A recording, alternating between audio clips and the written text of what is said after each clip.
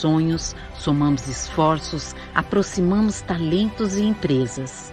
Juntamos quem é diferente, unimos fronteiras, colecionamos conquistas.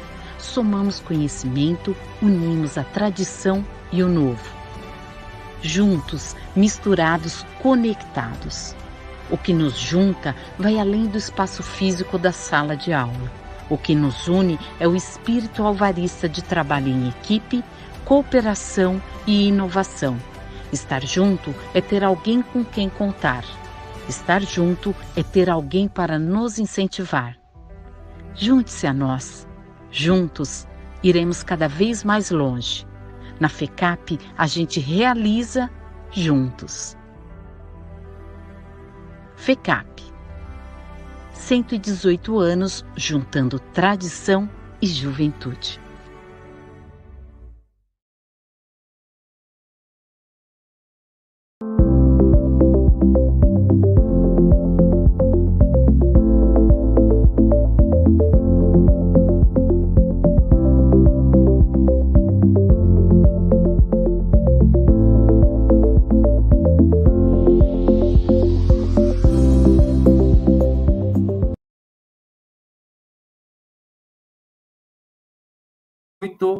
Muito bem-vindos a essa nossa segunda aula dessa incrível jornada das finanças pessoais. Muito obrigado pela presença de todos. Gostaria de apresentar, né, hoje, na aula de hoje, a gente vai falar sobre endividamento, dívidas, né? Foi feito um levantamento de que praticamente 60%, o último levantamento da Confederação Nacional do Comércio mostrou que mais ou menos 60% das famílias se encontram endividadas de alguma forma. Então, para falar hoje sobre essa questão do endividamento, de como você se livra das dívidas, como você não contrair as dívidas, evitá-las, eu gostaria de chamar duas pessoas incríveis, duas pessoas especiais. A primeira é a Patrícia Palomo, gestora de investimentos da Sonata, integrante da ONG Educação Financeira Ação Jovem. Muito bem-vinda, Patrícia. Obrigada, Márcio. E a outra pessoa incrível que vamos ter essa noite, nessa aula maravilhosa, vai ser a Joyce Carla, coordenadora de Educação Financeira da Serasa, para dar incríveis dicas para todos vocês. Apenas posso desejar um ótimo evento para todos vocês, tenho certeza que vamos aprender muito com as duas, elas têm coisas incríveis para contar para nós. Desejo para todos vocês um ótimo evento. Muito obrigado. Obrigada, Márcio.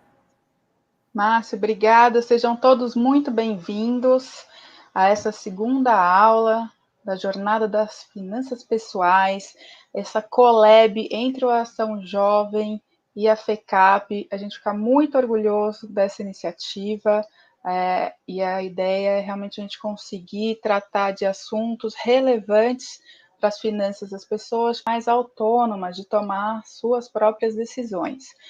E dívidas é algo que praticamente todo mundo, em algum momento da sua vida, vai enfrentar, né? Uma situação de endividamento.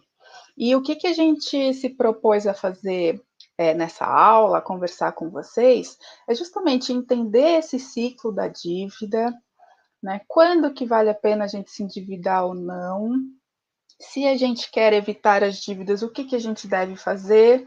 E se a gente já está em dívidas, o que a gente pode fazer para conseguir chegar aí num equilíbrio mais saudável das nossas finanças? Então, para começar o papo de hoje, é importante a gente retomar alguns aspectos que determinam em quais situações a gente acaba entrando em dívida. Tá. E é difícil a gente falar em endividamento, né, nessa parte de consumo, sem falar em orçamento, né? E especificamente o que dentro de orçamento? Basicamente as restrições orçamentárias. Para quem estuda economia, ciências contábeis, administração, esse é um conceito relativamente conhecido, simples, né? A restrição orçamentária é basicamente aquilo que a gente tem para gastar em determinado momento do tempo, né? Apesar da gente querer que nossa restrição orçamentária seja infinita, ilimitada, em geral ela não é. Em geral ela tem ali um determinado nível que restringe o nosso consumo, né? Então, quando a gente fala na situação onde o nosso consumo ele está restrito por nossa restrição orçamentária, que é determinada basicamente pela nossa renda. Então, basicamente, o que eu estou dizendo é que a gente consome aquilo que a gente tem de renda. Numa situação onde a gente consome exatamente tudo que a gente tem de renda, é uma situação onde a gente não consegue gerar poupança, né? Então, você tem uma determinada renda naquele momento, você consome toda a sua renda, é uma situação de equilíbrio, porque você está consumindo aquilo que você tem, mas você não gera poupança. Existe a situação onde a gente consome menos do que a renda disponível. Na situação onde o consumo é menor do que a renda disponível, existe a poupança. Uma parte da sua renda que não está sendo consumida pode ser destinada para poupança e investimentos. Tá? Então, essa é uma outra situação também de equilíbrio. Existe uma terceira situação onde o nosso consumo corrente é maior do que a nossa renda atual. Quando acontece isso, não sobra recurso para a poupança e, na verdade, a gente está usando de um recurso adicional para financiar esse consumo atual. Nessa situação, então, não temos poupança e temos dívida. Então, a primeira conclusão é que quando a gente está em dívida, quer dizer que o nosso consumo corrente está maior do que a nossa renda corrente. Bem simples, relativamente óbvio, mas às vezes a gente acaba perdendo um pouco esses conceitos. E aí, a gente começa a entrar naquela questão da análise. Se eu estou endividado, isso é necessariamente ruim? Vocês já pararam para pensar se toda dívida é ruim? Porque a gente escuta muito isso, né? Não se endivida de jeito nenhum. Dívida fuja, né? E será que é assim? Eu vou compartilhar aqui minha tela com vocês para a gente começar a falar desses conceitos sobre dívida, tá? Agora que a gente já definiu o que é dívida, eu vou compartilhar, vocês me falem quando tiver aqui aparecendo para vocês. Imagino que agora vocês já estejam vendo. Então, a gente passou Já aqui está na tela. por a questão, né, da restrição orçamentária. E aí a nossa pergunta, existe dívida boa ou ruim? Sim, tá? Existe. Existe dívida boa e existe dívida ruim. Como que a gente consegue diferenciar o conceito da dívida boa e o conceito da dívida ruim? Lembra que a gente estava falando, então, da nossa receita, da nossa renda corrente, do nosso consumo corrente?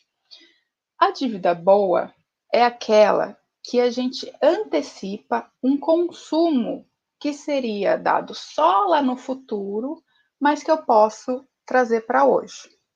Então, por exemplo, uma dívida de financiamento de um automóvel, uma dívida de financiamento de um imóvel, que se eu fosse guardar o recurso para comprar à vista, né, pagar sem dívida, você demoraria um tempo maior e esse consumo só aconteceria lá no futuro. Então, você antecipa, é uma troca intertemporal, você traz para hoje esse consumo que ficaria restrito só lá no futuro. Tá? E o que é uma dívida ruim nesse conceito? É quando a gente está antecipando uma renda, que seria futura, mas para pagar um consumo corrente. Então, por exemplo, se eu estou usando a dívida para pagar o supermercado desse mês, essa dívida não parece saudável, porque eu não estou antecipando o consumo futuro, eu estou usando uma renda futura para pagar um consumo que deveria ser um consumo corrente, pago com renda corrente. Se eu estou me endividando para pagar o condomínio do meu prédio, ou o condomínio de onde eu moro, uma conta de luz, uma conta de consumo presente, aí a gente tem que reavaliar, porque talvez essa dívida não seja ruim. Como que é uma dívida boa? A dívida boa, quando você adquire esse bem, a gente comentou, por exemplo, no caso de um automóvel, no caso de um imóvel, qual que é o aspecto positivo dessa dívida? É que ela aumenta a sua capacidade de pagamentos.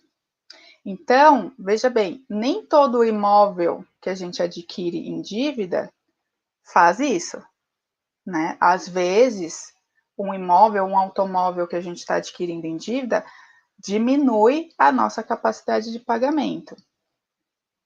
Como que eu consigo diferenciar essas situações?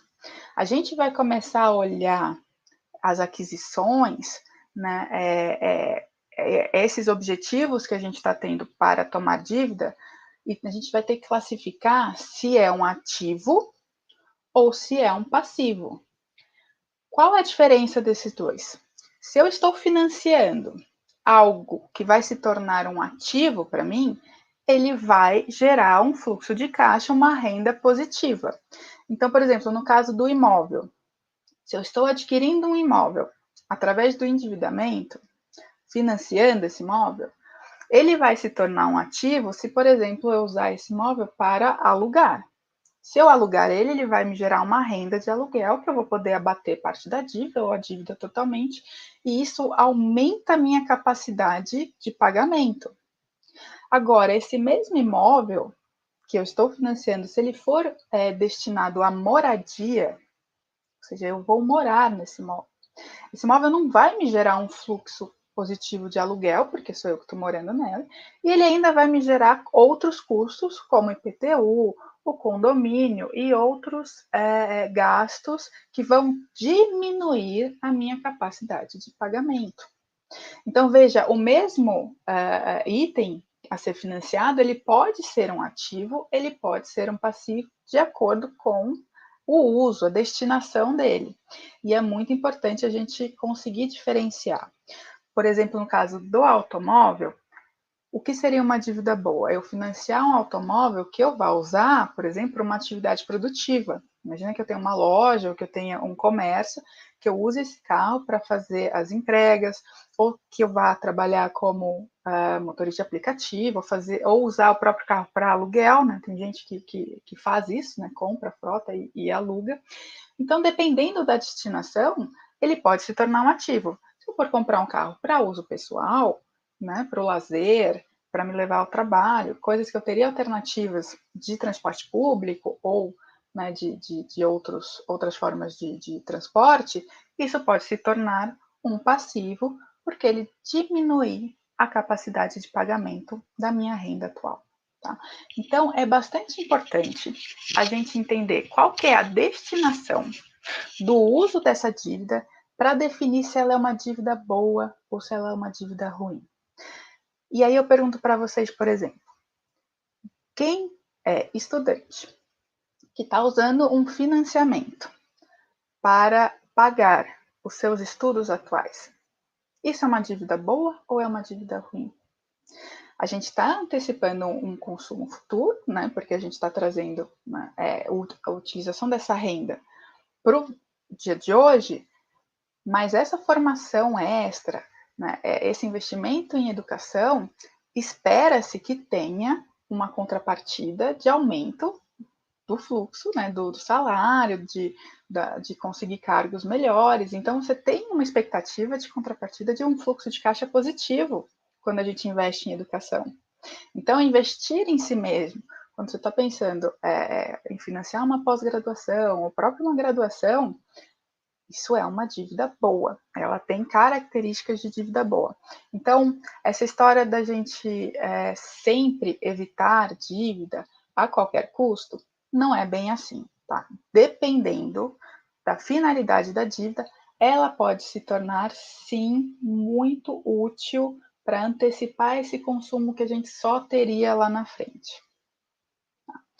Agora, existem créditos bons e créditos ruins. A gente já viu que se endividar pode ser positivo, pode ter utilidade, dependendo da finalidade, Mas de que forma fazer isso é muito importante. Existem linhas de crédito de todo tipo.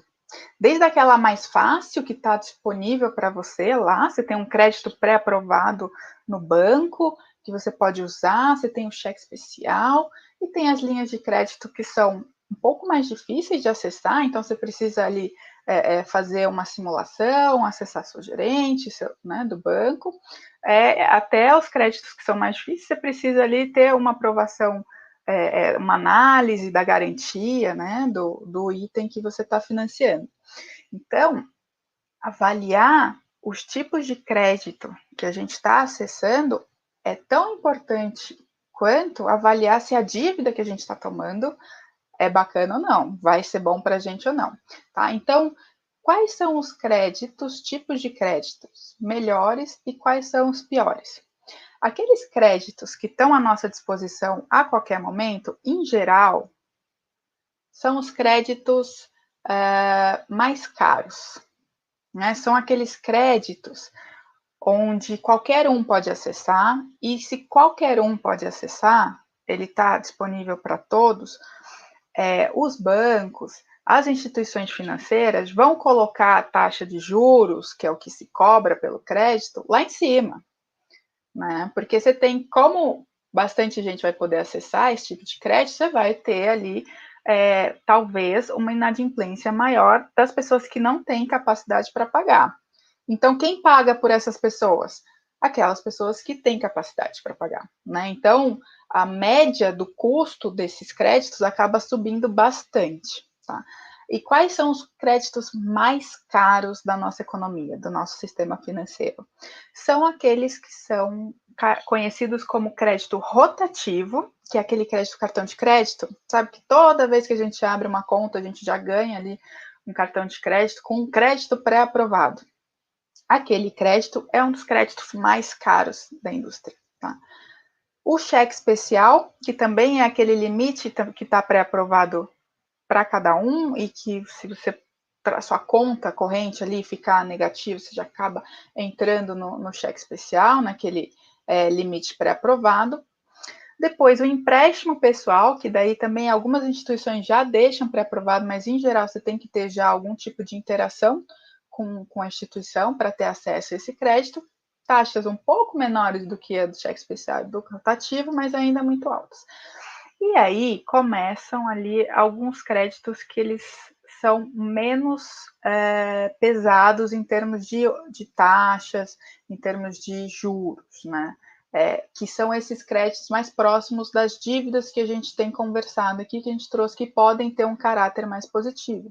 Em geral, essas dívidas que financiam ativos, elas são mais acessíveis em termos de taxa de juros, elas têm uma taxa de juros menores, tá? Lógico que depende tudo da capacidade de pagamento. Então, em termos de tipos de crédito, a gente tem que ficar muito atento, porque os créditos que, em geral, são mais acessíveis, que estão ali na nossa mão, são os mais caros. Tá? Então, deu aquela desequilibrada no orçamento, esse mês passou um pouquinho, se debruça no assunto e olha os tipos de crédito que estão disponíveis para você naquele momento, para não entrar no mais caro. Em geral, tem opção. Até o próprio cartão de crédito tem a opção do financiamento. Tá? Como que a gente opta pelo financiamento? Você percebeu que aquele mês não vai dar para pagar a fatura total do cartão de crédito?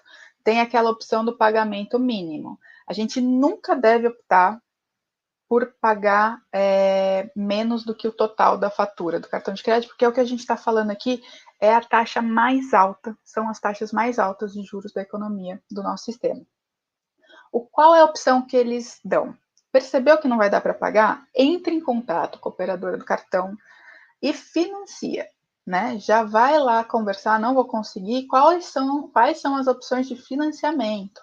Vai pegar aquele valor da parcela, dessa fatura que você não vai conseguir pagar, vai dividir aí para frente em algumas prestações, e os juros, lógico que vai ter juros, mas esses juros do financiamento são muito menores do que o rotativo, do que você não fazer nada e não pagar e entrar direto aí nesse limite que deixam pré-estabelecidos, tá? Assim, infinitamente menores. Então, vale muito a pena tomar essa atitude, se antecipar, no caso do cartão de crédito, para financiar essa parcela, essa fatura que a gente não vai conseguir pagar por conta aí de algum desequilíbrio. Patrícia, deixa eu só fazer um adendo aí nesse ponto do que você estava comentando, né, dos financiamentos e empréstimos. Em geral, os financiamentos, eles têm um objetivo específico definido. Então, quando a pessoa faz um financiamento imobiliário, ela vai buscar um tipo de crédito que é utilizado somente para comprar imóvel, né, seja apartamento, casa, terreno, enfim, mas é para comprar um imóvel. E aí, por isso, ele tem regras específicas e taxas de juros mais controladas pelo Banco Central e por todas as instituições financeiras que ditam a política financeira do país. O mesmo vale para financiamento de veículos, por exemplo, ou financiamento para construção. Então, eles têm um objetivo definido, e aí, por isso, ele tem taxas mais controladas. O empréstimo pessoal, ele não tem esse objetivo definido, e, da mesma forma, ele também não tem um controle rígido de qual é o limite da taxa de juros cobradas. Então, é possível que as pessoas encontrem empréstimo pessoal com taxa de juros de 1,5% ao mês, próximo de 1% ao mês, até 26% ao mês, 30% ao mês.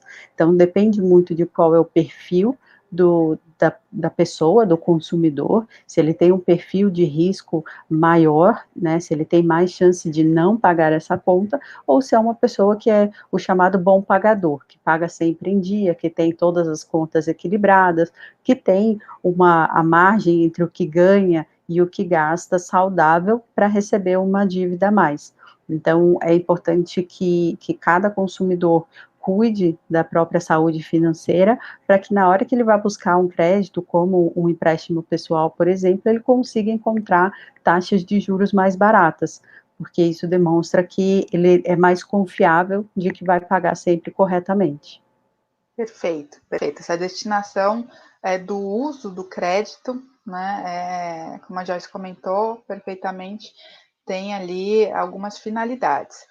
E quando a Joyce traz essa questão de equilíbrio, né, do orçamento, para que se tenha ali sempre uma capacidade de pagamento de acordo com o padrão de consumo que a gente está se propondo a ter, uma regrinha que é interessante seguir é evitar as dívidas que comprometam mais do que 30%, né, do que a gente tem de gasto atual, né, das receitas. Então, essa regrinha de bolsa acaba sendo útil, né, para a gente avaliar se aquela parcela que cabe no nosso bolso, ela está com um tamanho adequado, e, em geral, também serve como balizador para os bancos, para as instituições financeiras, né, as instituições de crédito, entenderem a capacidade de pagamento para quem elas estão destinando esse crédito, né? Então, em geral, uma análise de crédito a gente apresenta a nossa renda e as instituições evitam, né, passar e dar crédito acima de 30% dessa renda para não comprometer a capacidade de pagamento. E, Joyce, queria te convidar, então, para a gente começar a falar um pouquinho dessas estatísticas, né, de endividamento, de inadimplência, de uma forma geral, olhando as famílias, como que o brasileiro, em geral, se relaciona, né, com o endividamento? Bom, infelizmente, a gente tem um volume muito grande de famílias endividadas, e a relação disso é muito forte com a inadimplência, né? E aí cabe aqui uma diferenciação entre os dois. Ter dívidas, como você falou, né, tem dívidas que são positivas, e não necessariamente ela significa que a pessoa tem alguma restrição, ela está inadimplente.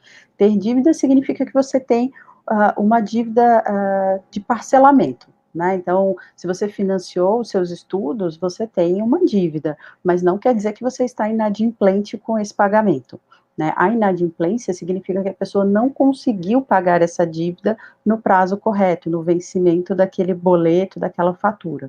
Então, hoje o que a gente vê é que mais de 60% das famílias estão endividadas, ou seja, têm algum tipo de dívida, e até aí seria um ponto ok. O pior é esse gráfico que você mostra nessa sequência, que é a inadimplência. É quando essas famílias não conseguem arcar com os pagamentos sempre em dia. E aí o número que a Serasa traz das pesquisas, né, é com base em CPFs únicos. Então, é uma situação bastante preocupante, né, quando a gente vê que mais de 63 milhões de pessoas, então 63 milhões de CPFs estão inadimplentes, estão com alguma restrição, alguma conta que ficou para trás que não foi paga. E aí, se a gente pensar que a população adulta do Brasil está um pouco acima de 150 milhões de pessoas, é quase metade da população adulta que tem alguma restrição. E isso é bastante complicado quando a gente avalia quem são essas pessoas, né? De onde veio esse ponto, ou por que esse comprometimento. Isso. Entre as famílias que a gente vê, né, a questão da restrição familiar e comprometimento da renda, elas não conseguem ter dinheiro nem para pagar essa dívida, nem para dar uma apertada no orçamento para conseguir colocar de volta o orçamento nos trilhos, né, viver com aquilo que elas de fato recebem. Isso vem de uma série de questões. A gente já pesquisou dentro da Serasa os motivos da inadimplência, e o que a gente vê como primeiro lugar, né, primeiro grande motivo é o desemprego. E isso, de tempos em tempos, a gente conhece bastante os ciclos da nossa economia, de tempos em tempos a gente tem crises econômicas no nosso país e que levam ao desemprego, ao aumento do desemprego. Esse ano é uma situação bastante forte disso, do que a gente está sentindo, né, a quantidade de pessoas que ficaram desempregadas ou tiveram redução da renda, ou contratos suspensos, redução de salário, enfim, toda uma série de questões envolvendo a vida profissional que acaba afetando também as finanças, né? E o segundo maior motivo de endividamento do brasileiro é justamente a falta de controle financeiro, a falta de uma organização do próprio orçamento, do que ganha e do que gasta. Então, é fundamental que a gente sempre busque observar, de fato, o que a gente ganha, e é engraçado até mencionar, de que as pessoas, em geral, quando você pergunta, né, o quanto elas ganham, além de ser um tabu fazer essa pergunta, elas falam um número arredondado, que é o valor bruto, não o valor líquido do salário delas. Então, elas pensam assim, eu fiz um acordo com a empresa, meu último salário foi 5 mil. Só que esses 5 mil, 2 mil, 3 mil, o que seja, ele não não leva em consideração os descontos de impostos, de benefícios, enfim, e aí a pessoa não sabe de fato o quanto cai na conta, qual é o salário líquido dela. E aí, com base nisso, pensando o quanto ela ganha se fosse o bruto, ela acaba gastando mais do que ela de fato teria condição de pagar. E essa conta, de fato, uma hora chega e ela não fecha. E aí dá esse nível tão grande de inadimplência. Para a gente é impressionante, né? Entre as famílias endividadas, mais de 21% tem mais da metade da renda mensal comprometida, ou seja, já não sabe exatamente a renda líquida que está entrando, né? Aquilo que de fato entra. E comprometeu mais da metade dessa renda com parcelas, com dívidas, né? E que realmente chega nesse nível, você não consegue arcar com o pagamento dessas dívidas, honrar no vencimento, né? Acaba começando a protelar, né? Acho que isso é uma situação já bem limítrofe, né? Bem complicada, porque aí já precisa de uma intervenção maior para conseguir voltar para os eixos. Né? Aquela dívida inicial que esqueceu ou passou, às vezes esquece, né? Desorganizou, assim, é relativamente simples de voltar, aperta no mês seguinte. Mas chegou nesse nível, você vê 21% dos endividados já estão nesse nível limítrofe, né? É isso. E esse número, né, metade ou mais da metade da renda comprometida com dívidas, quer dizer que essa pessoa já esqueceu das contas fixas que tem, né, de aluguel, água, luz, gás, telefone, alimentação. Então, alguma dessas contas vai ficar, de fato, sem ter como pagar. E aí, em geral, o que acontece, né, a tomada de decisão também da prioridade de que conta pagar, vão ser sempre as contas, óbvio, de alimentação e de consumo, que são as contas básicas, água, luz, telefone. E aí, o que acontece é que as contas que são deixadas de pagar são as que têm a taxa de juros mais alta. Então, são as que Exato. crescem e viram aquela famosa bola de neve. Bola de neve. E é interessante observar que o endividamento não afeta as famílias da mesma forma quando a gente considera a renda dessas famílias, correto? A gente tem ali Exato. diferenças, né? Conta pra gente. Sim, apesar da gente ainda ter uma quantidade alta de pessoas inadimplentes em todas as faixas de renda, mas de fato, assim como a inflação, a inadimplência também afeta mais quem tem a renda menor.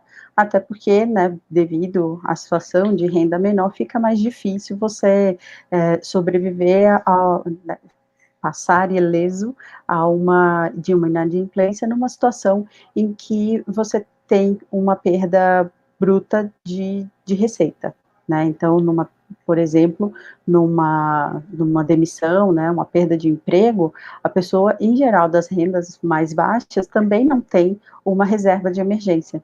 Então, nesse momento, ela acaba vivendo, né, estava vivendo com o que recebia, ou basicamente a frase do, né, vende o almoço para comer a janta, e aí quando tem um problema de não conseguir, não ter um recebimento de um salário, um desemprego, uma redução na entrada do pequeno negócio, ele sofre mais.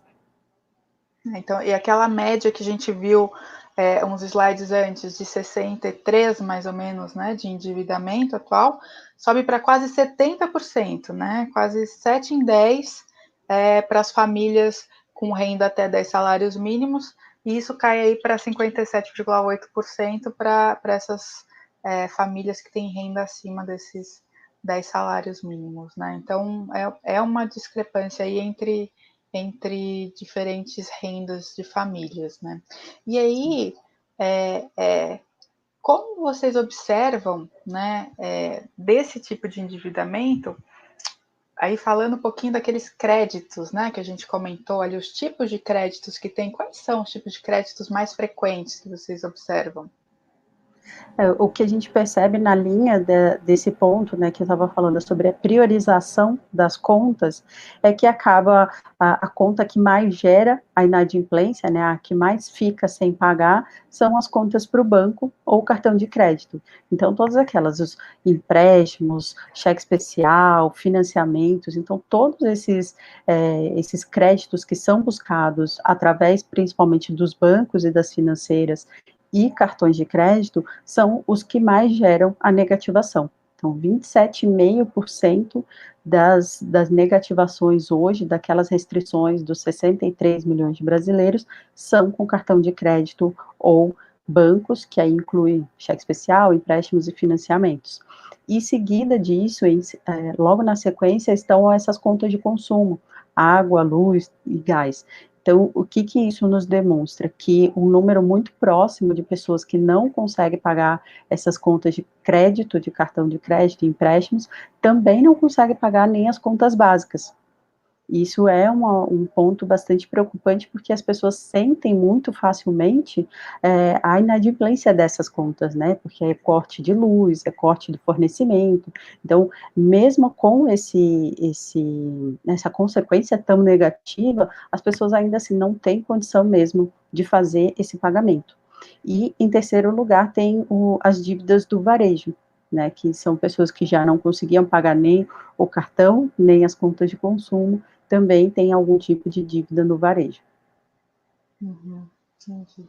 É uma situação bem, bem difícil mesmo, né? Como você falou, para deixar de pagar um item de consumo básico, né? Para você não ter mais água na sua torneira, não ter a luz, né, para sua casa, realmente você vê que a situação financeira da pessoa já está chegando aí uma situação bastante delicada.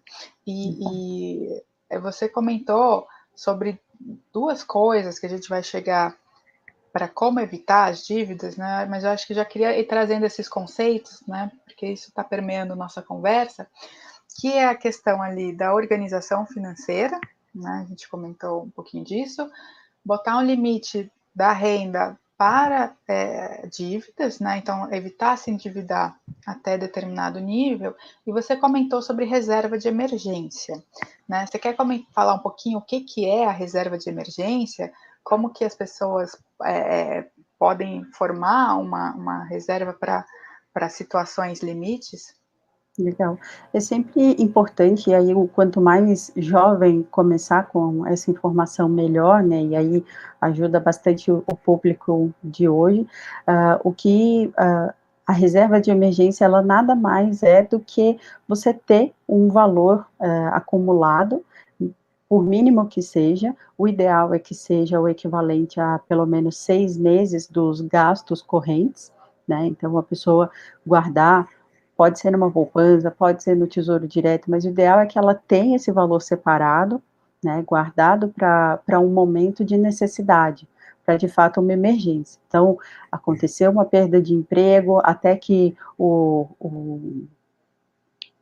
me fugiu o nome do termo do salário que ajuda lá quando a gente está demitido, gente, fugiu completamente a frase. Seguro-desemprego. O seguro-desemprego. Enquanto o seguro-desemprego não for liberado, né, não sair, que ele demora alguns dias, se tiver alguma conta que estava ali aguardando para ser paga e você não tem dinheiro, você utiliza a reserva de emergência para cobrir essa parte, ou eventualmente, né, teve uma doença na família, alguma coisa que o cartão de crédito, o limite do cartão não cobre o remédio, ou uma necessidade de fazer transportar alguém de um lugar para o outro e não tem o dinheiro ali específico, você tem justamente a reserva de emergência para cobrir esses pequenos gastos, esse período até de não receber. Então, seria o ideal que todo mundo tivesse essa reserva para poder passar por períodos como esse ano a gente está passando, de uma forma um pouco menos dolorida, né? De fato, ele não vai ser a tábua de salvação, mas ele consegue garantir que você tenha menos dor de cabeça durante uma falta de renda por um período. E você sabe que essa ideia da reserva para emergências, eu trabalho com gestão de patrimônio, com planejamento financeiro, e é muito comum a gente ouvir que, mas no geral não vem emergência, tá tanto tempo parado esse dinheiro, né? Tá ali investidinho, tá separado, mas não acontece emergência, tá tudo bem. Será que não vale a pena diminuir um pouquinho isso aí para investir, para gastar, para fazer alguma outra coisa? E aí vem um 2020 para mostrar para a gente que pode acontecer de tudo, né? Então, o que eu tenho sentido das famílias, das pessoas que tinham esse comportamento, né? Essa ideia de, poxa, será que não é muito? 6 meses, né, de gastos? É que realmente foi o que salvou, o que ajudou bastante nessa pandemia, quem realmente tinha esse colchão, né, essa caixa d'água, né, na falta de água, é um exemplo também muito bacana que alguns economistas usam. E aí, a gente também tem essa percepção de que o endividamento é igual para todo mundo, né? Seja eu uma mulher ou um homem, seja uma mulher jovem ou um homem jovem, essa distribuição ela é igual entre as pessoas? Em relação ao gênero, sim, ela é bastante equilibrada, né, entre homens e mulheres.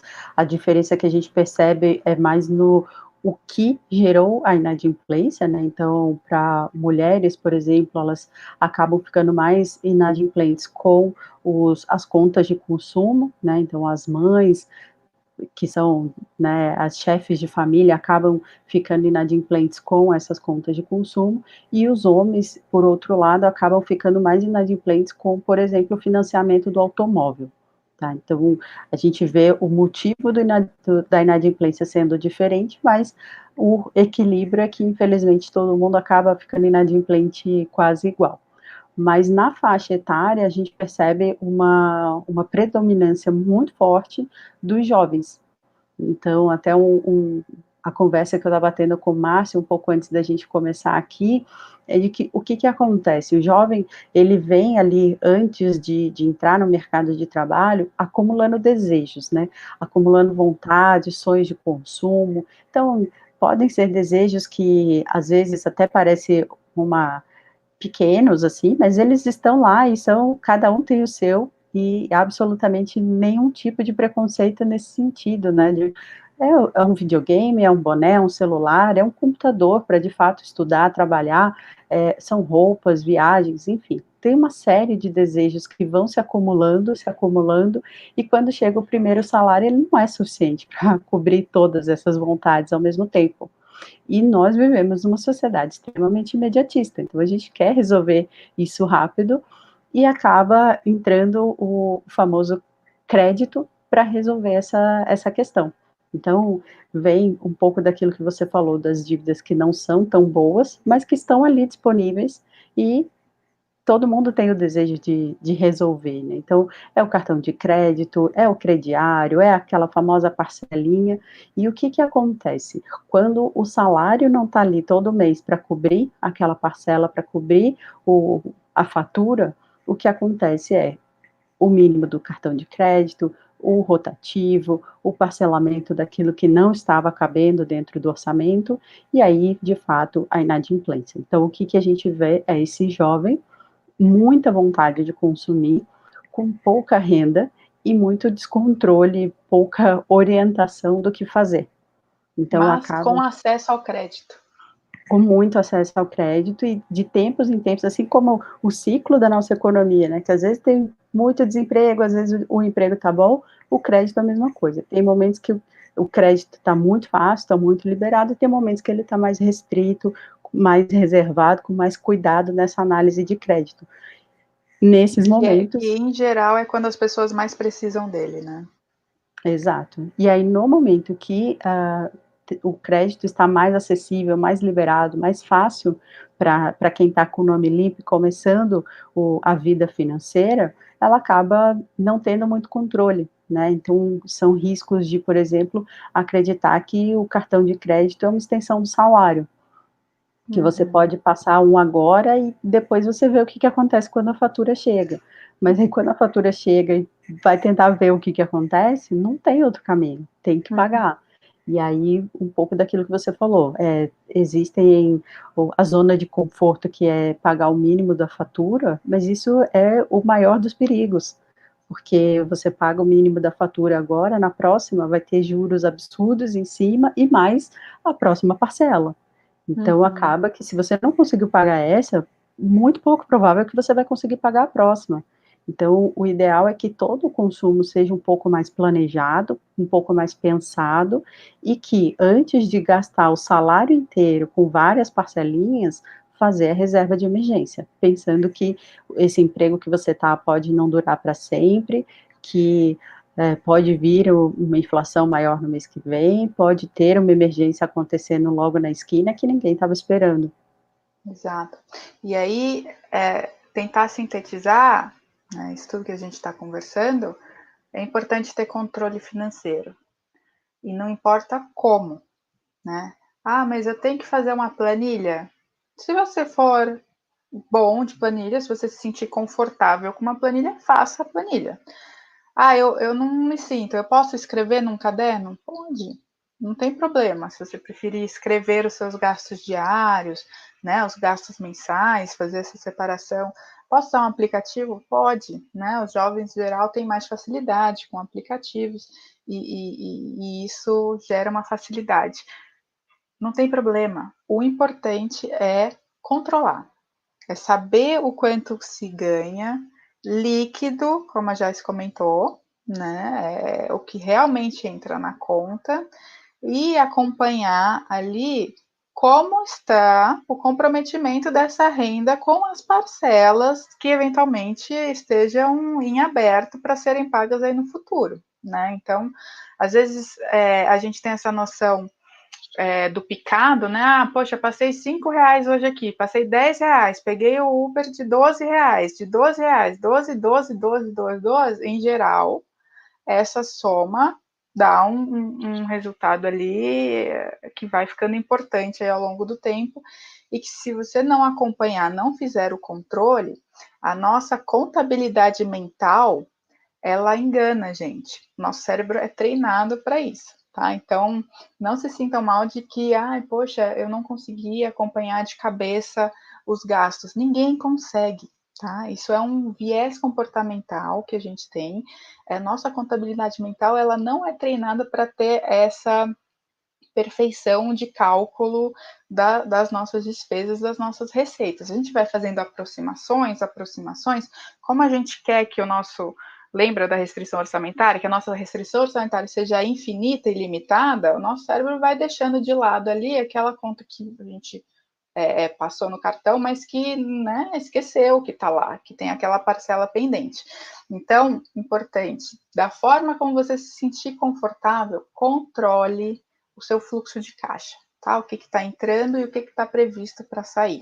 E aí, pelo menos, você vai estar consciente de como está indo. Se você tem espaço, né, para continuar gastando, ou se tem que dar uma maneirada, segurar aí até quitar algumas dessas dívidas, dessas parcelas, para conseguir direcionar outro tipo de consumo.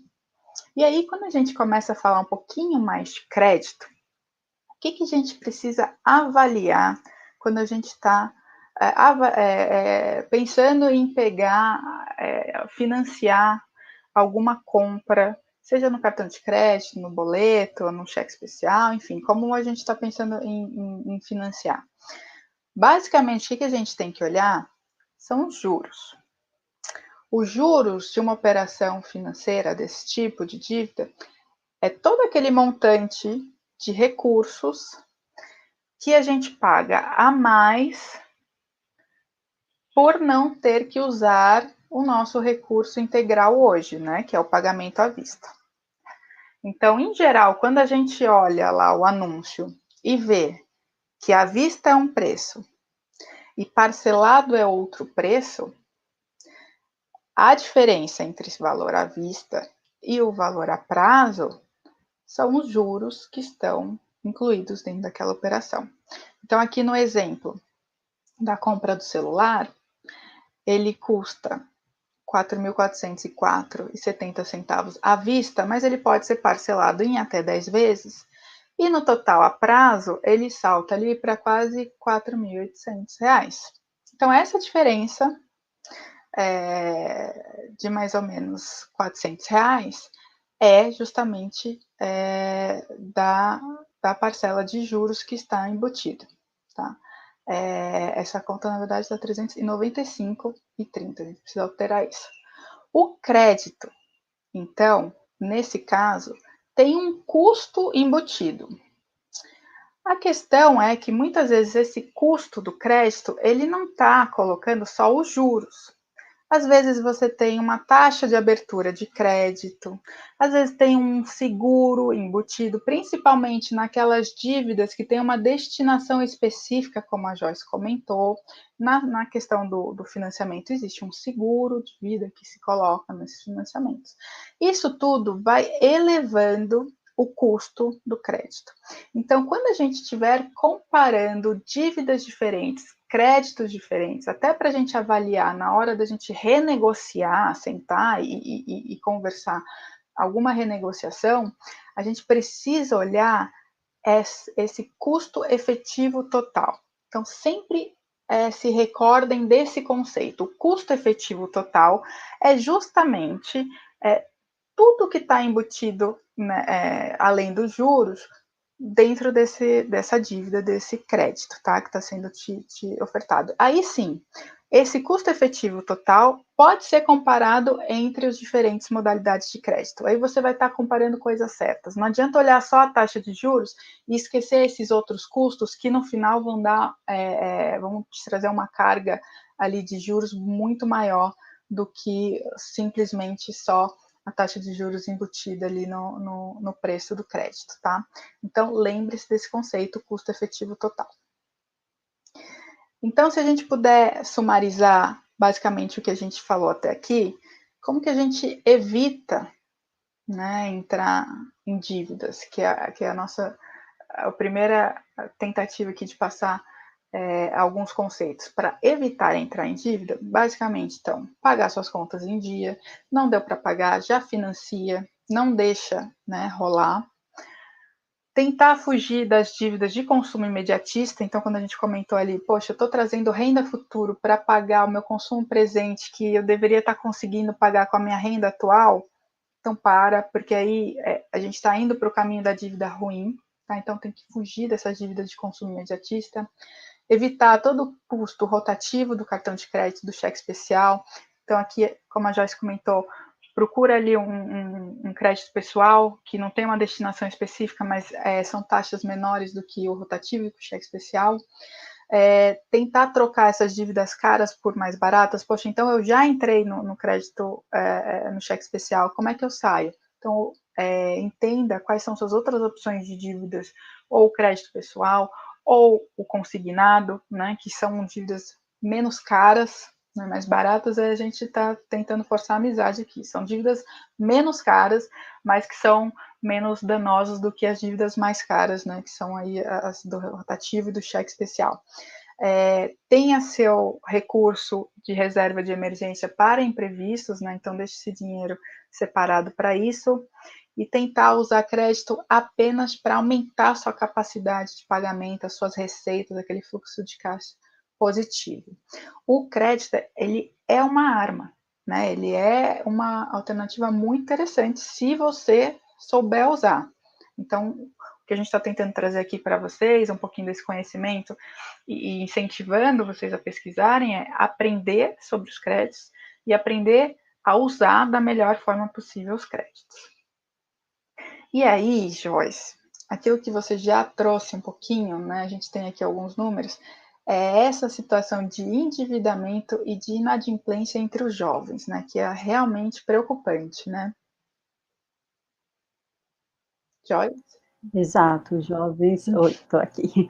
Os jovens, eles têm esse ponto e muitas vezes até por falta de informação, de orientação, né? Porque nossa geração, os nossos pais não tiveram uma orientação, então aprenderam a lidar com dinheiro, lidando com dinheiro no dia a dia, aprender a lidar com crédito, usando o crédito, e muitas vezes sem essa preparação, sem essa orientação, e é interessante que os jovens levem esse conhecimento adquirido agora, que tenham acesso a toda essa informação, seja pela internet, nos cursos como esse, aprendendo a ter esse planejamento prévio, a ter essa organização financeira para eles terem uma vida diferente, para quebrarem esse ciclo de endividamento, principalmente na juventude, porque isso acaba afetando a vida, a inadimplência afeta não só a restrição de um consumo, né, uma vez que você fica inadimplente,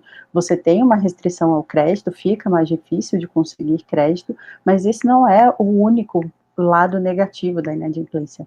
A inadimplência dificulta até mesmo conseguir emprego, porque existem empresas, apesar de toda a polêmica envolvendo a consulta do CPF do candidato, mas existem empresas que fazem consulta para saber se contratam ou não uma pessoa. Então, e isso é muito difícil que o candidato saiba se isso aconteceu ou não, porque a empresa faz a consulta e ele não fica sabendo, não recebe nenhum tipo de informação a respeito, só recebe um muito obrigado, a gente vai seguir com outra pessoa no momento.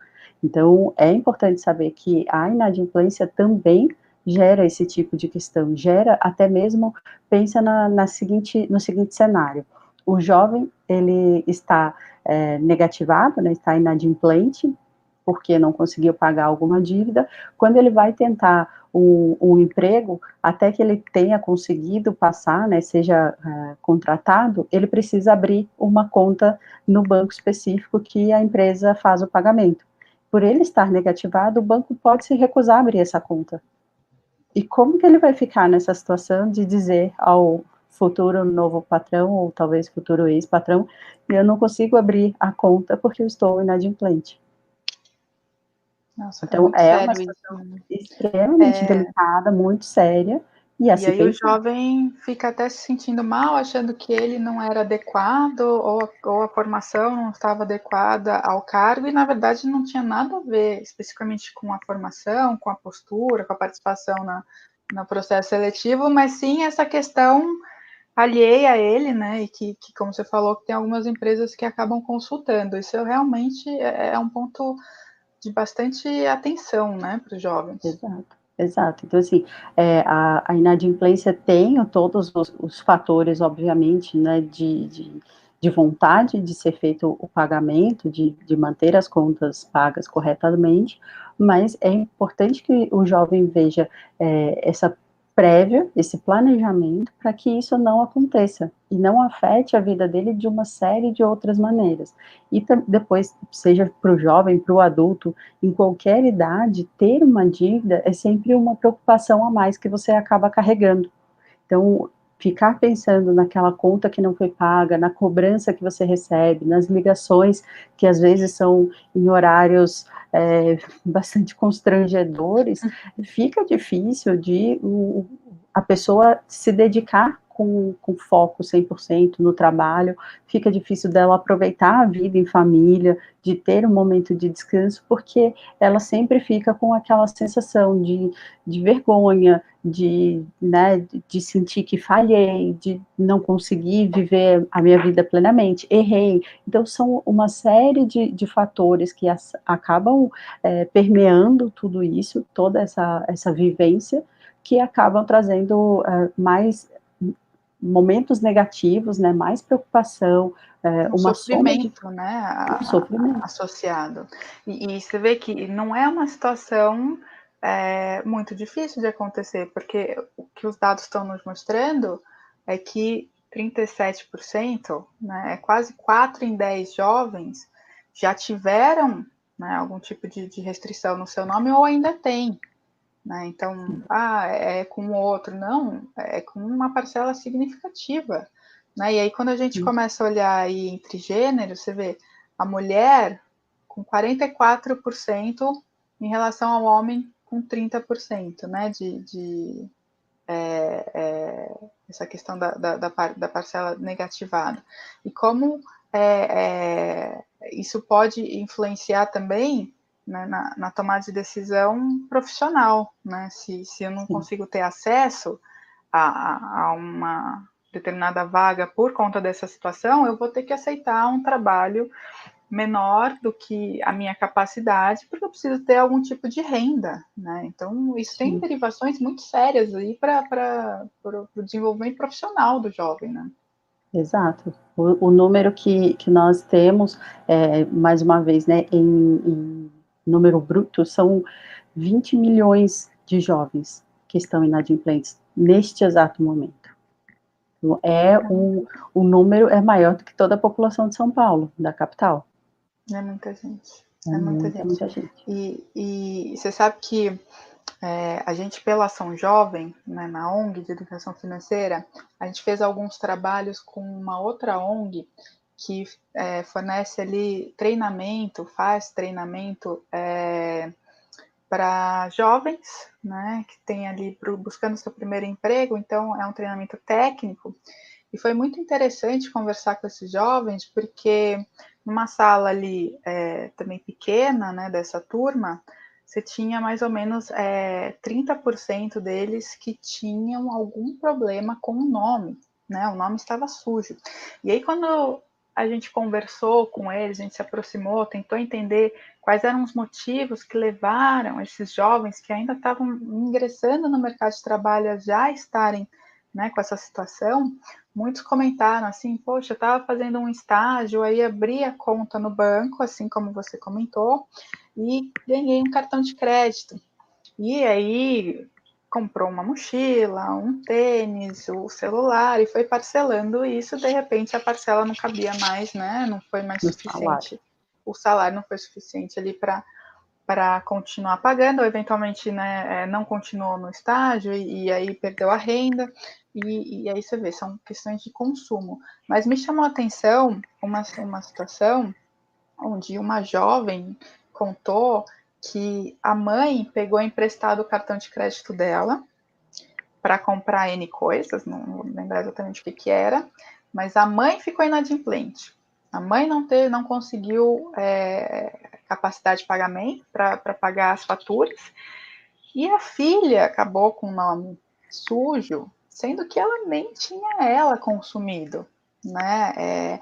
E a gente notou ali que era muito comum esse hábito de emprestar cartão para outras pessoas da família ou amigos, porque a pessoa já está com algum tipo de restrição no nome, então não tem mais acesso, né, a esse crédito mais fácil. Então, essas pessoas acabam sendo ali influenciadas e lógico, né, assim, você quer ajudar, mas você vê que sofrem as consequências das decisões e do comportamento de outras pessoas. Então, essa falta de acesso à educação financeira, conhecer de fato, né? Abriu conta? Não, obrigado, não quero cartão de crédito, ainda não tenho interesse em ter, sabe? Você pode negar, você não precisa receber, né, esse crédito tão fácil assim do banco, né? Como que vocês veem essa questão? São alguns fatores, né? Isso que você falou do emprestar o cartão, a gente vê, é o terceiro principal motivo da inadimplência, né? Eu falei do desemprego, falei da desorganização, e tem o emprestar, o que a gente acaba tratando, né? Porque entre os consumidores é assim que se fala, é o emprestar o nome. Né? Então, é o famoso tirei uma geladeira para um, tirei um fogão para o outro, tirei um liquidificador, tirei alguma coisa, é o famoso tirei. Isso acaba afetando da seguinte maneira: o jovem que também, né, está começando a vida agora, então ele normalmente está com o nome limpo, né, não tem nenhuma restrição, porque ele não tinha conta no nome dele. E aí, quando faz esse movimento de ir para o mercado financeiro, né, abrir uma conta para receber o salário, tem o cartão de crédito, tem um crédito mais facilitado, mais liberado, outras pessoas da família que eventualmente já estejam inadimplentes, que não têm mais um acesso a esse crédito, utilizam o crédito do que é o mais jovem. E aí o que acontece? Nenhum dos dois tem condição de pagar aquela dívida. E aí, de novo, uma hora a conta chega, e quando ela chega, acaba não tendo saldo suficiente para pagar, seja a fatura do cartão, o boleto crediário, o que for, e acaba gerando mais inadimplência também para o público jovem. Então, se a gente puder orientar, falar alguma coisa para esses jovens, não emprestem cartão de crédito. Não emprestem. E se você sentir que vão pedir para você o cartão de crédito, devolve o cartão para o banco e fala assim, ó, não quero, tá? Não entre nessa, né? Assim, porque é isso, você vai pagar o pato de outra pessoa está se endividando, mas o seu nome é muito importante que esteja limpo, acessível, né, para as empresas e para não perder oportunidades, né? E olha que interessante. Só um adendo nisso, eu sei que é difícil, até o que a gente fala, né, de não empresta o cartão, não empresta o nome, é difícil porque são relações familiares, né, sempre um conta com o outro, mas procurar ajudar esse familiar, essa pessoa que pediu esse tipo de ajuda de outras maneiras. Então, buscar ajudar essa pessoa economizando no dia a dia, organizando o orçamento dela, fazendo renda extra junto com ela, para conseguir pagar o objeto de desejo, ou a conta de desejo à vista, para não entrar num crédito que não vai ter condição de pagar. Perfeito, perfeito. E olha que curioso esses dados que nos trazem. Dos jovens, quase metade não faz controle das finanças, 46,9% não fazem nenhum controle, né? E aí, os principais motivos para não fazerem o controle, ou não sabe fazer, ok, é um motivo justo, mas hoje na internet, né, você consegue bastante material sobre isso, dá para procurar e aprender. Tenho preguiça. Ter preguiça não é um motivo aceitável, né, Jorge? Não sei como que você encara isso. Mas aí acho que a gente não vai ser tão bacana e achar que, ok, não. Aí ter preguiça é realmente estar relaxado muito com o seu futuro, né? Não tenha disciplina, que é também algo que dá para desenvolver, né? Acho que hoje você tem muitas ferramentas que auxiliam nesse controle. Dos controles, 26% faz controles em anotação de caderno, ótimo, é uma forma. 14% planilha e 12% aplicativos. E eu acho que essa parte dos aplicativos deve crescer bastante com o avanço do Open Banking, que está se tornando Open Finance, né? Que, para quem não sabe, o nosso sistema financeiro está avançando aí num grande projeto onde os dados financeiros das pessoas, seus, meus, né, de cada um, vão ser da própria pessoa e não da instituição financeira onde você tem conta, onde você tem investimentos. Então, com a sua autorização, com a sua anuência, esses dados vão poder ser partilhados entre as instituições e entre aplicativos que devem trazer aí esse serviço de controle financeiro melhor, né, onde já seja tudo automático e que tenha ali novas funcionalidades e que seja muito mais fácil de fazer esse acompanhamento, né? Vocês também estão acompanhando esses movimentos aí no Serasa, né, Joyce?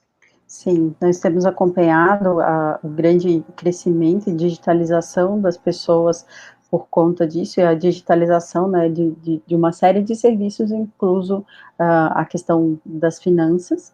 A gente vê muito dos consumidores que antes não tinham qualquer integração, né, com o banco, então o que a gente chamava de desbancarizados, hoje é um número marginal, o que são os desbancarizados, é muito pouco, mas existe ainda uma população significativa que é o semi-bancarizado. Até tem essas contas, tem um pouco de acesso, mas usava muito pouco, né? Tinha um costume maior de fazer saque, trabalhar com o dinheiro e não tanto ter um relacionamento mais próximo, né, do mercado financeiro. E hoje o que a gente vê é essa digitalização, muito mais gente tendo acesso às fintechs, né, então elas estão trazendo oportunidades de contas sem nenhum tipo de taxa, sem anuidade, um acesso diferenciado, né, mais opções de cartão de crédito, então isso tem sido benéfico para o consumidor, ele consegue comparar diversos cartões de crédito para escolher o melhor para ele. Da mesma forma, o acesso ao crédito. Então, antes ele ficava bastante restrito aos 5 principais bancos, hoje já tem uma série de bancos novos, de fintechs, que oferecem crédito, e aí essa competição, essa concorrência faz com que tenha mais opções de crédito, né, um crédito um pouco mais em conta, como você disse, menos caro do que era a exclusividade anteriormente. Não, perfeito. E aí, voltando então, a gente já está caminhando aqui para o nosso final, o cheque especial, faltou mês no seu salário, acontece, né? Então, quando usar? Só aquelas realmente situações excepcionais, que vai ser por apenas poucos dias, que o salário já vai cair na conta em alguns dias, que não vale a pena pegar um financiamento ou algum outro tipo de crédito de mais longo prazo só por esses dias, né? Então, para cobrir ali uma conta corrente, numa situação inesperada, o ideal é que você tenha a reserva de emergência, porque se tiver alguma reserva de emergência, essa é uma emergência para se usar, então você tira da reserva, cobre por esses dias e depois, a hora que entrar o salário, você repõe a reserva. Não tendo a reserva, né, esse é um uso comum aí do cheque especial. Se eu usar todos os meses, eu devo me preocupar? Sim, né? A gente está justamente falando dessa questão do controle financeiro, do equilíbrio financeiro, de ficar atento às suas restrições orçamentárias. Se todo mês você está entrando nesse crédito extra, é porque tem algum desequilíbrio aí que precisa dar uma olhadinha. O cartão de crédito, ele é o vilão? Ele não é o vilão. Ele pode ser o vilão se você usar ele de maneira descontrolada, né? Se você conseguir usar ele de maneira controlada, tem muita gente que usa o cartão de crédito como se fosse um cartão de débito, né, Joyce? Que chega lá, acumula as compras no cartão de crédito e na data do vencimento paga ele a fatura inteira, né? E aí tem algumas vantagens de fazer isso, né? Você pode aproveitar ali os programas de milhagem, você tem ali os pontos que podem ser transferidos para outros programas ou virar consumo, né? Alguns trocam por produtos. Vocês veem essa questão também de forma relevante para o consumidor? Sim, o que a nossa sugestão é que o consumidor sempre se atente não tanto ao qual limite o banco deu para ele, mas qual limite que ele vai ter condição de pagar. Então, é importante que as pessoas se preparem para isso, que saibam que cada uma dessas continhas que vão ser pagas ao longo do mês não é em si uma coisa ruim, né? Passar todos os gastos ou uma grande parte dos gastos no cartão de crédito para fazer essa centralização e aproveitar as vantagens, os benefícios que os cartões oferecem. Mas ele precisa se atentar, ele precisa ter um controle de que quando a fatura fechar, ele vai ter condição de pagar o valor total. Porque é justamente isso que mostra para a gente que o cartão é um dos principais motivos de inadimplência. A pessoa não fazer esse controle, fazer uma série de pequenas parcelas que acabam se somando e sendo uma fatura alta. Então, é preciso que você tenha limite e utilize bem o limite do seu cartão. O interessante é tentar usar gatilhos, né? Aqueles nudges, aquelas influências que até tornam a gente mecânico, né? Então, por exemplo, imagina que você vai usar o cartão de crédito, mas que até não precisa nem ser o limite do cartão de crédito, mas você se colocar um limite para esse uso. Então eu não quero gastar mais do que R$500 nesse período aqui, vamos colocar assim. O cartão de crédito ele tem funcionalidades muito interessantes porque você tem aplicativos e formas de controlar, né, como que está o acumulado do gasto no período, né? Então, se propôs a fazer isso e está fazendo compras no cartão, você acompanha, você consegue ir acompanhando como que está aí a fatura parcial para ver se está dentro do limite ou não. Acabou o limite, tira o cartão da bolsa, tira o cartão da carteira, né? Assim, use técnicas físicas para te impedir de consumir. Né? Eu costumo também brincar com a turma ali no planejamento financeiro, como é que eu faço para gastar menos, né, no shopping? E pare de ir ao shopping, assim, porque é isso, né? Se você vai ao shopping, você vai ficar com tentação, vai querer consumir alguma coisa, é natural que aconteça. Então, diminui a frequência, né? Não para totalmente, lógico, mas diminui, usa essas ferramentas mecânicas para te impedir de fazer, né? Isso dentro de finanças comportamentais é bastante comum e isso funciona muito para a parte de mudança de hábito financeiro. Não é para sempre, é só por aquele período onde você precisa ter ali um equilíbrio, precisa reequilibrar as finanças, né? Então, a gente não precisa se privar para sempre, mas por um período até a gente está realmente controlado novamente. E o empréstimo pessoal, que é o dinheiro disponível para a gente gastar com o que quiser, mas o que a gente precisa pensar é, vale a pena entrar nesse empréstimo pessoal? Né? Quando usar? Né?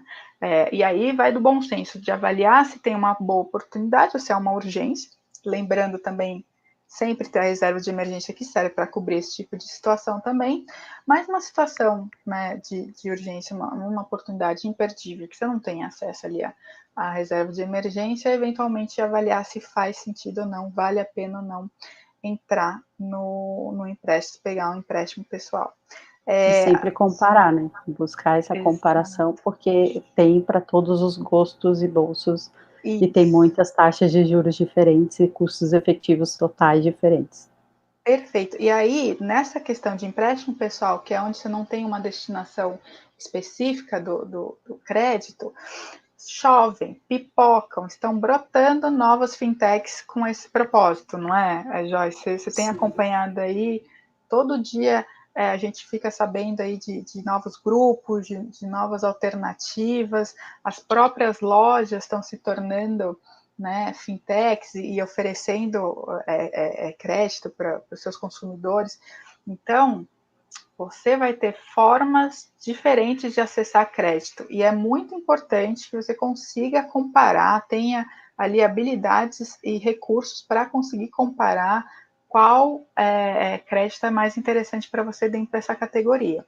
Que a E hoje tem plataformas justamente para isso, né? Tem várias plataformas, o Serasa Ecred é um deles, que fazem comparação de créditos diferentes. Então, eles reúnem, como a gente chama o termo oficial marketplace, ele funciona como um shopping, né, com várias empresas no mesmo ambiente e com uma consulta só, você consegue ver e comparar diversos tipos de crédito diferentes para o seu perfil.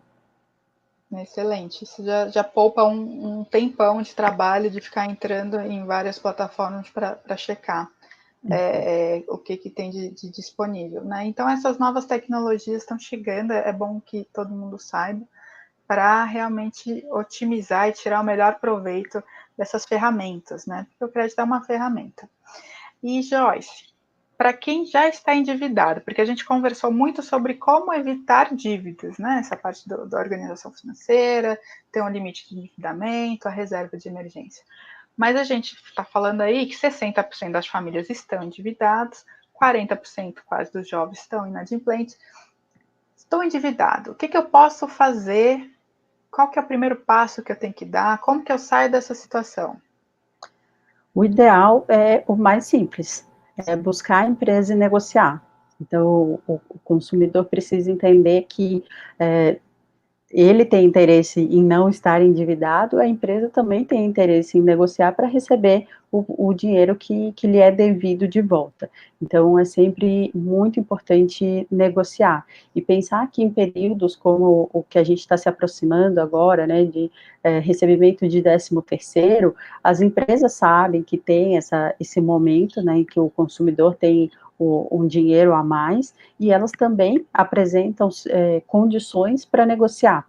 Então, esse é o momento que acontecem os feirões, a gente vai ter o Feirão Serasa Limpa Nome agora em novembro, e as empresas oferecem, de fato, condições de negociação com altos descontos, que é a busca para reaver da parte delas, né, o dinheiro que ela estava considerada ali, que ela iria receber de volta e até então não tinha recebido. Então, elas fazem e participam desse momento. Caso a empresa não participe de nenhum tipo de feirão, ela não faça um feirão próprio para negociação, é ainda assim interessante que o consumidor busque, né, que ele vá atrás, na central de atendimento da empresa, seja para uma ouvidoria, algum tipo de contato com a empresa, e ele busque ativamente essa negociação. E que ele faça um dever de casa também de saber o quanto ele tem condição de pagar, para que, obviamente, não cubra de um lado para descobrir do outro. Então, fazer uma proposta de negociação, um acordo que de fato caiba no orçamento, para que isso também não gere uma complicação mais à frente. Lembrando que janeiro sempre vem alguns gastos a mais, né, seja matrícula, mudança do pagamento da matrícula, da mensalidade, são os gastos para vários impostos, IPTU, IPVA, para quem tem carro, né, para quem tem casa, para quem não tem reajustes de contratos de aluguel, às vezes tem aumento das contas de consumo, então é importante ficar de olho em todos esses gastos, calcular o quanto você tem condição de pagar para oferecer e negociar no momento do acordo, e se controlar ao longo do ano, né, então não adianta fazer um acordo, resolver e na primeira parcela limpar o nome, mas esquecer de pagar a segunda, a terceira ou a quarta parcela. E acho que a grande mensagem, assim, não deixar para depois, porque vai piorar a situação, né? No nível de juros que a gente encontra esse tipo de situação de dívida, fica realmente explosivo, é uma bola de neve, então quanto antes a gente assumir o controle, né, negociar, sentar na mesa para falar, isso que a Joyce trouxe, as empresas querem, deixa eu interromper aqui o compartilhamento, as empresas querem negociar, elas querem chegar num acordo, então não adianta não atender o telefone quando elas ligam, né? Fugir da situação não resolve, né? Então senta, conversa, você não precisa aceitar, né? Não vai te fazer uma proposta, não necessariamente aceita, mas se fizer sentido, né? Ali já começa um diálogo para que as duas partes se equilibrem, né? Joyce, a gente teve algumas perguntas aqui, vamos passar? Sim. Vamos lá, primeira do Giovanni. Ao invés de financiar a dívida do cartão, não é melhor pegar um empréstimo consignado? Sim. Quer responder, Patrícia? Vamos lá, o empréstimo consignado, em geral, sim, tem taxas mais em conta do que o financiamento do cartão. Então, sim, se você tem acesso a esse crédito, vale muito mais a pena do que financiar direto com o cartão. O crédito consignado, em geral, fica restrito para pessoas que tenham ali algum vínculo empregatício, né, ou que tenham ali alguma condição de trabalho um pouco mais formal. Então, se você tem essa alternativa, maravilha, você tá coberto de razão. Sim, 2 pontos só para acrescentar. De fato, o primeiro é esse reforço, né, que em geral o consignado ele está mais atrelado a pessoas que têm uma estabilidade no trabalho, então funcionários públicos, aposentados, pensionistas, e quem trabalha na iniciativa privada que que a empresa tenha parceria com o banco para oferecer esse tipo de crédito. E o outro ponto de ressaltar aí é que tem um limite de consignado também. E até onde eu me recordo, eu acredito que ainda não teve mudança, é de 30% do valor do salário. Então, o que a pessoa consegue utilizar de crédito consignado, a margem consignada é de 30% do salário, e também é preciso se lembrar de que nos meses que você estiver pagando consignado, o que vai acontecer é que o seu salário vai ser menor, porque o desconto é na folha. Então, se você tinha um recebimento líquido de ali 2.500, você vai receber 2.000, 2.200. Então, ficar atento de que o seu salário líquido vai ficar reduzido nos meses que você tiver no consignado. Ótimo, perfeito. E aqui a Márcia Cunha. Ter dinheiro para imprevistos. Onde devo manter? Na poupança? É uma alternativa, né, Joyce?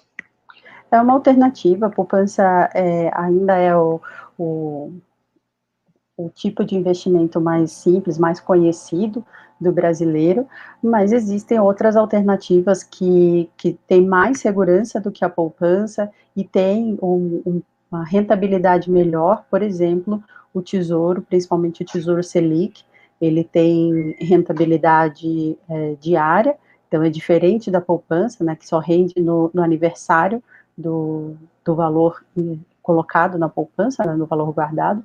O Tesouro Selic não, ele tem rentabilidade diária. E não é tão mais complicado, né? Hoje, qualquer aplicativo de corretora, aplicativos de bancos também oferecem o Tesouro sem cobrança de taxa. Então, o único detalhe é a liquidez. A liquidez da poupança é imediata, né? E do Tesouro Selic você leva um dia útil para receber o dinheiro de volta. Mas é um mínimo de planejamento para você ter mais rentabilidade. Tá perfeito. Você sabe que eu costumo dizer, Jessy, que a reserva de emergência, ela não é um investimento, mas ela deve ser investida. O investimento, quando a gente pensa nessa transferência de consumo presente para o futuro, né? Então, estou deixando de consumir hoje para poupar, investir, consumir mais no futuro, a gente abre mão dessa liquidez, né? Do acesso a esse recurso hoje. E a reserva de emergência a gente não abre mão desse acesso. Pelo contrário, a gente tem que ter ela muito líquida, ela muito acessível, porque é justamente para alguma emergência. Mas nem por isso eu devo deixar de investi-la, né? Então, buscar essas alternativas de bastante liquidez, mas o principal não é a rentabilidade, é você realmente ter esse acesso ao recurso na hora que você precisar. Então, muita gente acaba também usando as contas correntes dos bancos que remuneram, né? Essas contas remuneradas que você deixa o saldo ali e ele rende ali X% do CDI, enfim, né? Tem ali uma determinada remuneração. Isso também é válido, né? Por quê? Porque está acessível. A hora que você precisar, você tem acesso ao recurso, tá? Então, reserva de emergência não é investimento, mas ela deve ser investida nesse conceito. E aí, a Camille traz aqui, o ideal não o ideal seria não ter cartão de crédito? Eu acho que não, minha resposta é não precisa. Eu acho que é um caminho do primeiro, um autocontrole, né, de você saber o quanto você tem para gastar e se manter dentro desse controle, e outro, você se conhecer no sentido de se nem todo investimento é para todo mundo, nem todo crédito é para todo mundo, você tem que se sentir confortável com aquele acesso. Então, se você acha que funciona para você parcelar e utilizar o cartão de crédito e compras online, na maioria das vezes, tem uma facilidade, algumas lojas só aceitam cartão de crédito, não aceitam pagamento em boleto, então, para acesso, para facilidade, ele é um excelente meio de pagamento, mas é preciso você ter esse autocontrole, esse autoconhecimento, para saber o quanto você consegue pagar e não passar desse seu limite. Agora, Camille, você não tem autocontrole? Você acha que tendo acesso ao cartão vai se equilibrar? Não tenha. Você não é obrigada. Você pode fazer o que você quiser. Isso pode te ajudar em alguns aspectos, mas se você sentir que ele não vai te ajudar, você não precisa ter. Gente, queria agradecer muito a presença de todo mundo, a presença da Joyce, foi um prazer estar aqui conversar com vocês. A próxima aula dessa jornada de finanças pessoais é sobre planejamento financeiro, com a Nayara e com o Gabriel, tá imperdível, um conteúdo super bacana que complementa bastante o que a gente conversou aqui sobre crédito, né, Joyce? Queria te agradecer, se quiser colocar aí algumas considerações finais. Eu que agradeço, um prazer enorme poder falar sobre esse tema e trazer, assim, para um público tão grande, né, fico impressionada. Coloco aqui todos os serviços da Serasa à disposição, a maioria dos nossos serviços são gratuitos, então consulta de CPF para saber se tem dívida ou não, o Serasa Limpa Nome para, eventualmente, quem tem alguma dívida, fazer a negociação, limpar o nome, ficar livre desse problema, dessa preocupação. A parte que eu coordeno, que é o Serasa Ensina, tem toda a parte de educação financeira para essas orientações básicas, e a gente tem também um curso gratuito de educação financeira, dividido em vários módulos. Então, quem tiver mais interesse de se aprofundar nessa parte, conhecer um pouco mais sobre orçamento, eu sei que aqui já tem 7 aulas, 7 encontros, né, que devem falar sobre tudo, mas se tiver algum interesse em aprofundar mais, a gente tem o curso disponível no serasa.com.br. Muito bom. Muito obrigada, gente. Tchau para quem está aqui conosco até agora. Tchau, tchau. Boa noite. Obrigada.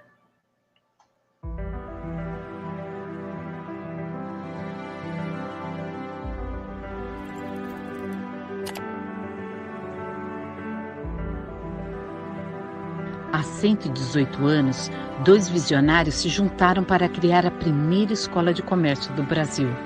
De lá para cá, a FECAP não parou de juntar. Juntamos sonhos, somamos esforços, aproximamos talentos e empresas. Juntamos quem é diferente, unimos fronteiras, colecionamos conquistas. Somamos conhecimento, unimos a tradição e o novo. Juntos, misturados, conectados. O que nos junta vai além do espaço físico da sala de aula. O que nos une é o espírito alvarista de trabalho em equipe, cooperação e inovação. Estar junto é ter alguém com quem contar. Estar junto é ter alguém para nos incentivar. Junte-se a nós. Juntos, iremos cada vez mais longe. Na FECAP, a gente realiza juntos. FECAP. 118 anos juntando tradição e juventude.